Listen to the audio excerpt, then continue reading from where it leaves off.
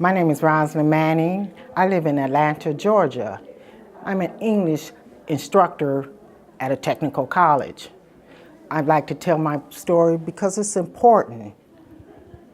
Some years ago, I worked in the airline business for some time. And I did some grueling work, and we worked cleaning planes, reconstructing. When mechanics would come up on the plane, we would have to clean or just pick up some debris from their repairs.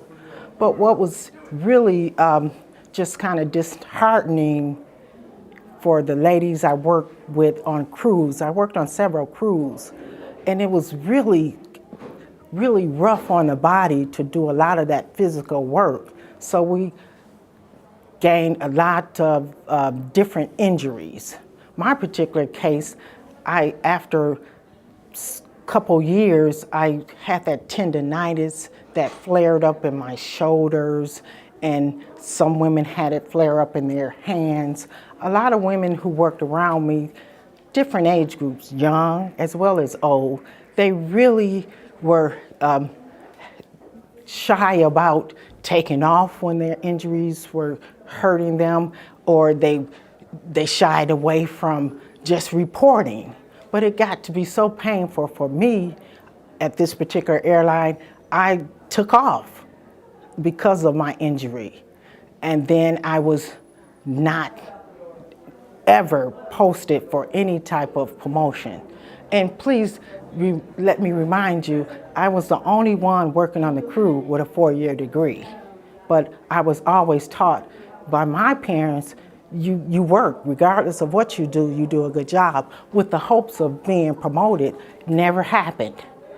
After my injury, I developed that tendonitis in my shoulders. So I was out for a while, and when I came back, I can tell jobs that came about, I was never considered for.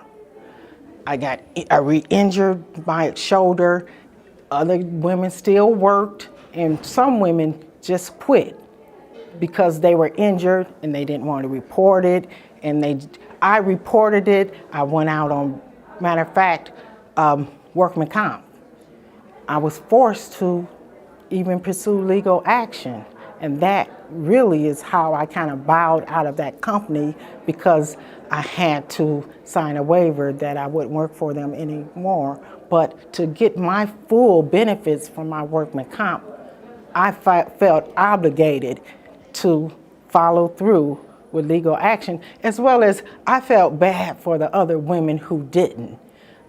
I personally know one of the women who stuck it out, and eventually she retired from the place, but went through massive knee surgeries from the different injuries that were acquired during working at that particular job. But I still have some tendonitis in my shoulder, but I said at least I stood up.